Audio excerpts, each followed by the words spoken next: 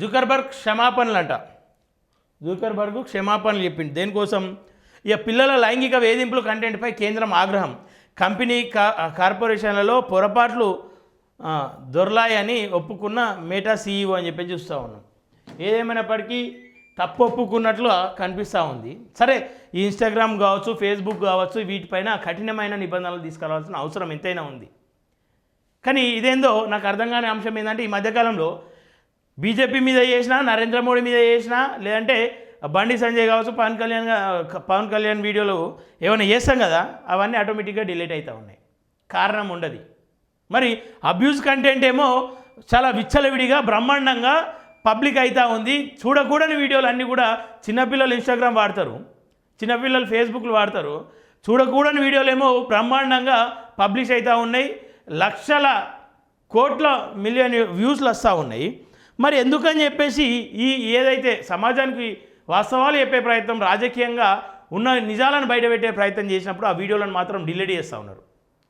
మరి దీనిపైన కేంద్ర ప్రభుత్వం మరి ఎందుకు అని చెప్పేసి అంత భయపడతా ఉంది సోషల్ మీడియా? నాకు తెలిసి త్వరలో ఏం జరగబోతూ ఉందంటే, ఈ తెలంగాణలో లేదంటే ఈ ఇండియాలో సోషల్ మీడియాను బ్యాన్ చేసే అవకాశాలు చాలా మట్టుకున్నాయి. ఫేస్బుక్, ఇన్స్టాగ్రాము ఇవన్నీ కూడా త్వరలో రూపుమాపబోతూ ఉన్నాయి. ఇది ఎవరు అవునన్నా కాదన్న వాస్తవం. ఎందుకంటే ప్రభుత్వాలను ఇక ఏదేమైనప్పటికీ లిటరల్గా చెప్పుకోవాలంటే ఉత్సగా అర్పించింది మొన్న జరిగినటువంటి జంజీ ఉద్యమం. ఆ ఉద్యమం అంతా కూడా టీవీలలో చూసే వాళ్ళు ఎవరు లేరు. ఇన్స్టాగ్రామ్, ఫేస్బుక్, యూట్యూబ్లో చూసే వాళ్ళు మాత్రమే ఉన్నారు. ఈ 3 ప్లాట్ఫామ్లను ఇట్లా అరగట్టినట్లయితే వాస్తవాలను సమాజానికి లేదంటే ప్రజల వద్దకు చేరవేసేటువంటి శాటిలైట్ మీడియాలు ఏవైతే ఉంటాయో అవి చెప్పినవి రాస్తాయి, ఉన్నాయి కాదు, ప్రభుత్వం ఏది రాయమంటే అది రాస్తాయి. సో వాస్తవాలను చేరవేసే ప్రయత్నం వాళ్ళు చేయరు.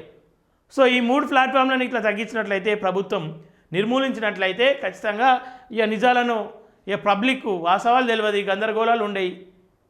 గందరగోళాలు అంటే ఏంది? భయం ఉండదు. ఇక అరే ఆడేమో జరుగుతుందంట, మన పరిస్థితి ఏంది అన్న భయం ఉండదు. మన దాకా వచ్చేదాకా మనకు తెలియదు. సాపకిందకే నీళ్ళు తీసుకొచ్చే ప్రయత్నాలు చేస్తారు. ఇది మేటాకు చెందిన ఇన్స్టాగ్రామ్, ఫేస్బుక్ తదితర సోషల్ మీడియా వేదికల్లో child sexual abuse material CSAM deep fake కంటెంట్పై భారత ప్రభుత్వానికి కంపెనీ CEO మార్క్ జుకర్బర్గ్ క్షమాపణలు చెప్పారు. కేంద్రంతో జరిగిన హై లెవెల్ కన్సల్టేషన్లో తమ కంపెనీ ఆపరేషన్లలో కొన్ని పొరపాట్లు దొరికినట్లు ఆయన అంగీకరించినట్లు కేంద్ర ప్రభుత్వం వర్గాలు తెలిపాయి. పిల్లల భద్రత బాధ్యత కంపెనీకి కూడా ఉంటుందని మేటాపై కేంద్రం తీవ్రంగా ఆగ్రహం వ్యక్తం చేసినట్లు సమాచారం అని చెప్పి చూస్తా ఉన్నాం. మిగతా 11వ పేజీలో. కానీ ఏదైతే ఆ వీడియోలు ఉన్నాయో చాలా మటుకు పిల్లల భవిష్యత్తుపై అయితే ఎఫెక్ట్ చూపించే అవకాశాలు 100% కనిపిస్తూ ఉంది. 100% కనిపిస్తూ ఉంది. ఎందుకంటే చాలా మటుకు మేటాకు చెందిన ఇన్స్టాగ్రామ్, ఫేస్బుక్ తదితర సోషల్ మీడియా వేదికల్లో child sexual abuse material company CEO Zuckerberg క్షమాపణలు చెప్పినట్లు సమాచారం. కేంద్రంతో జరిపిన ఉన్నత స్థాయి సమావేశంలో తమ కంపెనీ ఆపరేషన్లో కొన్ని పొరపాట్లు దొరికినట్లు ఆయన అంగీకరించినట్లు కేంద్ర ప్రభుత్వ వర్గాలు తెలిపాయి. ఒక పక్క చిన్నారులపై లైంగిక వేధింపుల కంటెంట్ను ప్రచారం చేస్తూ మరోపక్క ప్రభుత్వం నుంచి రక్షణ పొందడం అసంభవమని ప్రభుత్వం స్పష్టం చేసింది. మరోవైపు ప్రధాని మోదీ వీడియోలను 5-6 గంటల పాటు రిమూవ్ చేయడంపై Meta chief global affairs officer Joel Kaplan క్షమాపణలు చెప్పారంట. వీళ్ళు క్షమాపణ చెప్పింది చైల్డ్ అబ్యూజ్ వీడియోలకా లేదంటే మోదీ వీడియో కనబడకుండా పోయిందంట 5-6 గంటలు. పర్షాన్ అయిందంట. మరి అట్లాంటి అనేక వీడియోలు సమాజంలో ఉన్నటువంటి తప్పిదాలను చూపించినటువంటి వీడియోలు 100 వీడియోలు మా ఛానళ్ళ నుండి రిమూవ్ చేసిర్రు. 100 వీడియోలు మా ఛానళ్ళ నుండి రిమూవ్ చేసిర్రు. దేనికోసం? వాస్తవమా అవాస్తవమా వీడియో ప్రజలు చూసి తెలుస్తారు. లేదు అనుకుంటే తప్పుడు వార్త అయితే వార్తను అట్లనే ఉంచి ఆ వార్త పైన మీరు కోర్టుకు వెళ్తారా, లీగల్గా యాక్షన్ తీసుకొని మమ్మలను శిక్షించాలి. కానీ వీడియోల పైన ప్రతాపం చూపడం ఏంది? చేసినట్టు వీడియోలు తప్పైతే మాకు పడాలి శిక్ష, కానీ వీడియోలు డిలీట్ అవ్వడం ఏంది? అంటే వీడియో ఇలా నేను చంపుతా అని చెప్పేసి ఆయన వీడియో ఏదైనా పెట్టి చంపిన వీడియో పెడితే ఇక వీడియో డిలీట్ చేస్తే ఈ శిక్ష నాకు లేనట్టేనా?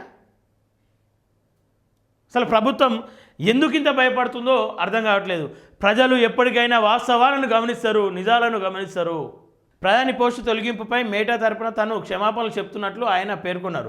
ప్రధాని వీడియో తొలగింపుపై జుకర్బర్గ్ క్షమాపణలు చెప్పాలని పార్లమెంటరీ స్టాండింగ్ కమిటీ బుధవారం డిమాండ్ చేసిందంట.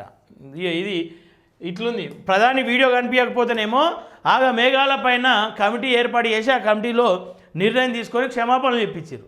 మరి అట్లాంటి అనేక వీడియోలు కనిపించకుండా పోతూ ఉన్నాయి. ఇదంతా కూడా ఒక కుట్ర. కేంద్ర ప్రభుత్వం ఆధీనంలో ఫేస్బుక్ను, ఇన్స్టాగ్రామ్ను, ఇంకా అనేక ప్లాట్ఫామ్ను తీసుకోబోతూ ఉన్నారు. దాంట్లో ఎట్లాంటి కంటెంట్ చేయాలన్నా, ఏం చేయాలన్నా పూర్తి స్థాయిలో కేంద్రానికి లోబడి చేసినప్పుడే ఆ వీడియోలను ప్రచారం చేసే ప్రయత్నం చేస్తూ ఉన్నారు. ఇలా hashtag Narendra Modi failure government BJP India అని ఇట్లాంటి హ్యాష్ట్యాగ్స్ పెడితే అవి పూర్తి స్థాయిలో వీడియోలు డౌన్ అయిపోతాయి. ఆ ఛానల్ మీద ఎఫెక్ట్ చూపించే ప్రయత్నాలు కనిపిస్తూ ఉన్నాయి. దేనికోసం అంటే ప్రభుత్వానికి వ్యతిరేకంగా నినాదాలు ఇవ్వద్దు. మొన్నటి వరకు వీడియోలు బ్రహ్మాండంగా పోతుండే, ఇప్పుడు తగ్గిపోయినాయి.